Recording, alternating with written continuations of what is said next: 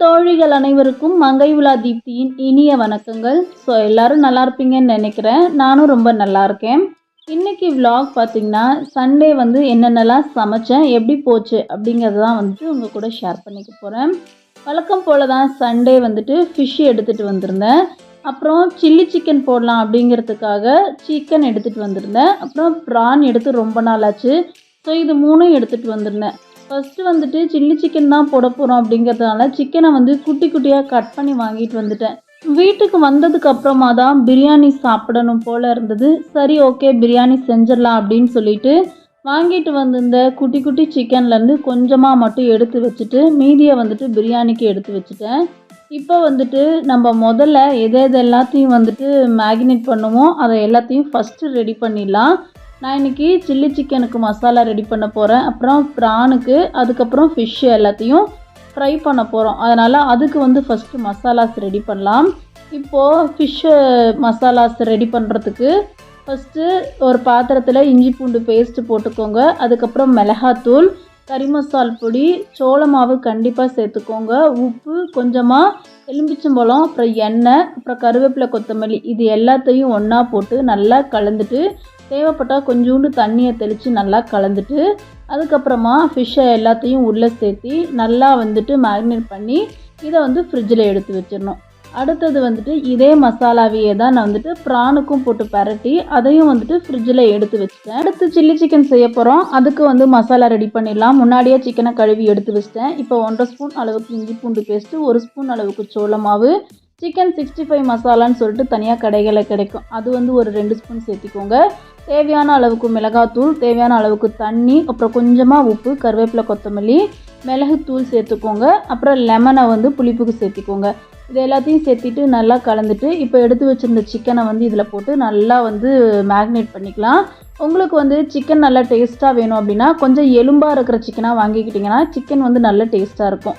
அடுத்து இது எல்லாத்தையும் ரெடி பண்ணி நம்ம ஃப்ரிட்ஜில் எடுத்து வச்சிடலாம். இப்போ வந்து பிரியாணி செய்ய போகிறோம். எப்போவுமே வந்துட்டு ஒரு பெரிய லஞ்ச் மெனு பிளான் பண்ணும்போது டைம் மேனேஜ்மெண்ட் ரொம்பவே முக்கியம்.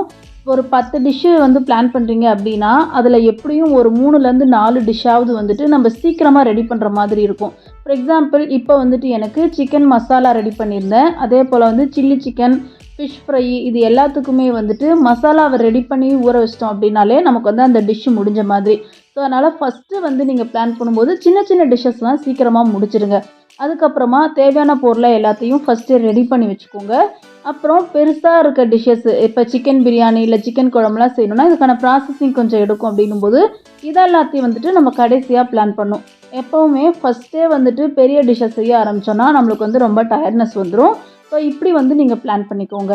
இப்போது நான் இந்த மசாலாஸ் எல்லாத்தையும் அரைச்சி கலந்து எடுத்து ஃப்ரிட்ஜில் வச்சதுக்கப்புறமா எனக்கு மிச்சம் இருக்கிறது இந்த பிரியாணி செய்கிற வேலையும் சிக்கன் குழம்பு வைக்கிற வேலையும் மட்டும்தான் இருக்குது. ஸோ இது ரெண்டையும் நம்ம ஈஸியாக முடிச்சிட போகிறோம். இப்போ நம்ம வந்து பிரியாணி செய்ய ஆரம்பிச்சிடலாம்.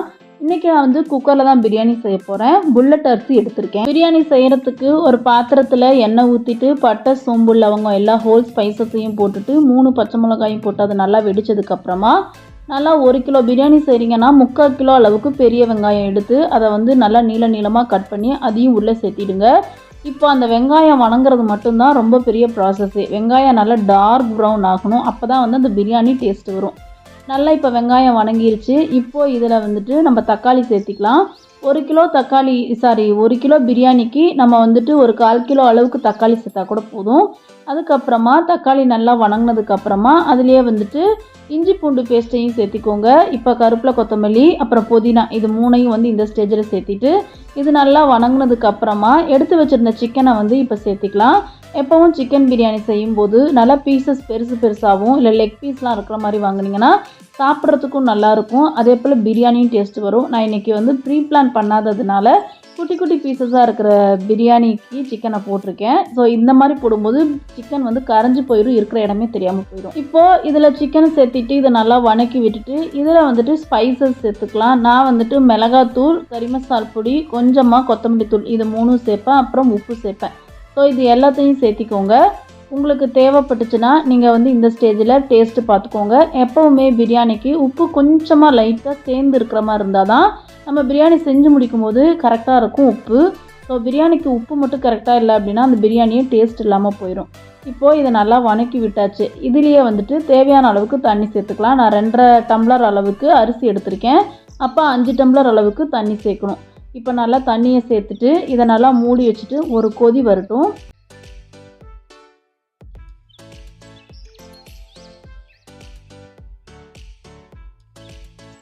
இங்கே வந்து சிக்கன் பிரியாணிக்கு வந்து கொதிச்சிட்ருக்கு. இன்னொரு பக்கத்தில் இந்த சிக்கன் மசால் வந்து ரெடி பண்ணிடலாம். அதுக்கு ஒரு பாத்திரத்தில் எண்ணெய் ஊற்றிட்டு பட்டை சோம்பு லவங்கத்தை தாளிச்சிட்டு ஒரு 2 பெரிய வெங்காயத்தை போட்டுட்டு ஒரே ஒரு தக்காளி, கொஞ்சமாக உப்பு, 1.5 ஸ்பூன் அளவுக்கு இஞ்சி பூண்டு பேஸ்ட்டு, கொஞ்சமாக கருவேப்பிலை, கொத்தமல்லி, பச்சை மிளகாய் எல்லாத்தையும் சேர்த்துட்டு இதை நல்லா வணக்கிட்டு ஒரு 100 கிராம் அளவுக்கு மட்டும் சிக்கன் எடுத்து வச்சுருக்கேன். ஏன்னா சிக்கனுக்கு வந்து குழம்பு சேர்த்து சாப்பிடும்போது கொஞ்சம் நல்லா இருக்குன்றதுனால. இப்போது அதிலே வந்துட்டு நம்ம மிளகாத்தூள், மஞ்சத்தூள், கறி மசால் பொடி, கொத்தமல்லி தூள் எல்லாத்தையும் சேர்த்திட்டு இந்த எடுத்து வச்சிருந்த சிக்கனையும் இதில் நல்லா சேர்த்திட்டு நல்லா கலந்து விட்டுறலாம். இதுக்கு தண்ணி எதுவும் ஊற்ற தேவை கிடையாது. ஜஸ்ட்டு வந்து நல்லா கலந்து விட்டுட்டு சிம்மில் வச்சு விட்டாலே 10 நிமிஷத்தில் சிக்கன் வெந்துடும். இப்போ வந்து சிக்கன் மசாலும் ரெடி ஆயிடுச்சு. இந்த பக்கத்தில் தண்ணி கொதிக்க ஆரம்பிச்சிருச்சு. இப்போ நம்ம அரிசியை வந்து உள்ளே சேர்த்துக்கலாம். சேர்த்தி விட்டு ஒரு கலரிட்டு இந்த அரிசி வந்து நல்லா தண்ணியை வந்து அப்சர்வ் பண்ணுற வரைக்கும் வெயிட் பண்ணலாம். அதுக்கப்புறமா தான் குக்கரை வந்து மூடி வைக்கணும். குக்கரில் எப்போவுமே நீங்கள் அரிசி போட்ட உடனே மூடி வச்சிட்டிங்க அப்படின்னா சோறு வந்து குழஞ்சி போகிறதுக்கு வாய்ப்பு இருக்குது. இன்னொரு பக்கத்தில் வந்து பிரியாணி வந்துட்டு நல்ல சாப்பாடு வந்து வெந்துகிட்டு இருக்குது. அதுக்குள்ளே வந்துட்டு இந்த சிக்கன் மசாலையும் வந்து நம்ம சிம்மில் வச்சோம்ல, அதுவும் நல்லா வெந்துடுச்சு. இப்போது இந்த சிக்கன் மசாலா நல்லா ரெடி பண்ணிவிட்டு இந்த பக்கத்தில் பிரியாணியும் வந்துட்டு நல்லா வந்து குழைய ஆரம்பிச்சிருச்சு. தண்ணி அப்சர்வ் பண்ண ஆரம்பிச்சிருச்சு. இந்த ஸ்டேஜில் தான் நம்ம வந்துட்டு தம் போட போகிறோம். ஸோ டைம் மேனேஜ்மெண்ட் அப்படிங்கிறது இதுதான். ஒரே டைமில் ஒரு 4லேருந்து 5 வேலைகளோட கூட பார்க்க ஆரம்பிக்கணும். அதே நேரத்தில் அந்த வேலைகள் எல்லாத்துலேயும் வந்துட்டு கரெக்டாக கவனமாக வெயிட் பண்ணிகிட்டே இருக்கணும்.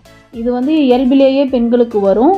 ஸோ கண்டிப்பாக வந்துட்டு அதனால தான் நம்ம வந்து சூப்பர் உமன் அப்படின்னு சொல்கிறாங்க. இப்போது நல்லா வந்து பைண்டாக ஆரம்பிச்சிருச்சு. இந்த ஸ்டேஜில் நான் குக்கரை மூட போகிறேன். அதனால் கொஞ்சமாக நெய் சேர்த்துக்கிறேன். உங்களுக்கு தேவைப்பட்ட நெய் சேர்த்துக்கோங்க, இல்லைனா இதை வந்து ஸ்கிப் பண்ணிடலாம். நெய் சேர்த்திங்கன்னா பிரியாணி நல்லா மணமாக இருக்கும். இப்போ தண்ணியும் அப்சர்வ் ஆயிடுச்சு. இப்போ குக்கரை மூடி வச்சிடலாம். குக்கரை மூடி வச்சுட்டு விசில் வந்து போட்டுட்டு சிம்மிலையே தான் ஒரு 20 நிமிஷத்துக்கு வைக்க போகிறோம். விசில்லாம் விட போகிறது கிடையாது. சிம்மில் 20 நிமிஷம் வச்சுட்டு அப்புறம் அடுப்பை ஆஃப் பண்ணிவிட்டு ஒரு 10 நிமிஷம் கழித்து திறந்துட்டு திரும்பவும் அதை ஒரு கலரி திரும்ப மூடி வச்சிட போகிறோம். அவ்வளோதான். இப்போ நான் பிரியாணிக்கு வந்து தம் போட்டு முடிச்சுட்டு போய் குளிச்சுட்டு ரெடியாகிட்டு வந்துட்டேன். இப்போ வந்து பார்த்தா நமக்கு வந்து பிரியாணி சூப்பராக அழகாக ரெடியாக இருக்குது. உங்களுக்கு பிரியாணி நல்லா டேஸ்ட்டாக வரணும்னா நீங்கள் புல்லட் பிரியாணி அரிசி இல்லை ஜீரக சம்பாவில் ட்ரை பண்ணிங்கன்னா உண்மையிலேயே பிரியாணி ரொம்ப டேஸ்ட்டாக வரும். அதே போல் ரொம்ப பழைய அரிசியில் ட்ரை பண்ணிங்கனாலும் நல்ல டேஸ்ட்டாக வரும். இப்போது இந்த பிரியாணியை ஓரமாக எடுத்து வச்சுட்டு அடுத்து வந்துட்டு சில்லி சிக்கன் இது எல்லாத்தையும் பொரிச்சிடலாம். கடைசியாக வந்துட்டு ரசம் வைக்க ஆரம்பிச்சிடலாம்.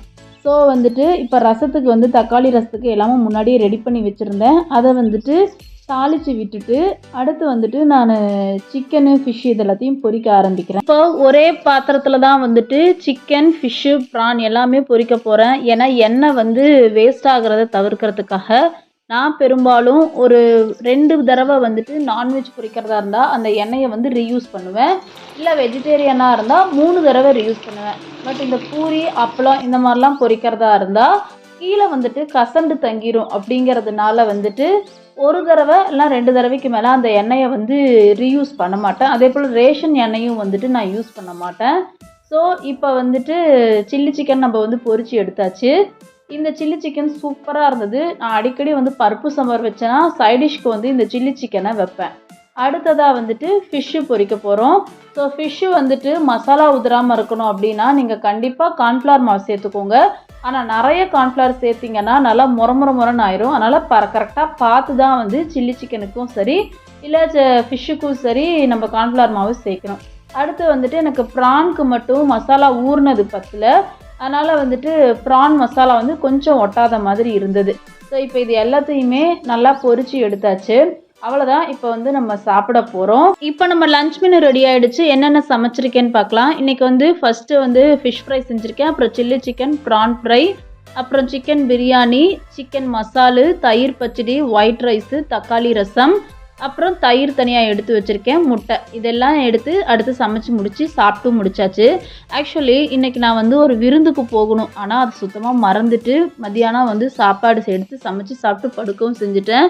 ஈவினிங் போல் தான் ஞாபகம் வந்தது. அதனால தான் வந்துட்டு ஈவினிங் டைம் ஒரு விருந்துக்கு வந்து ரெடி ஆகிட்டுருக்கேன். ஸோ ஃபைனலி வந்துட்டு ஈவினிங் விருந்துக்கு போயிட்டு அங்கேயே சாப்பிட்டுட்டு வந்தாச்சு.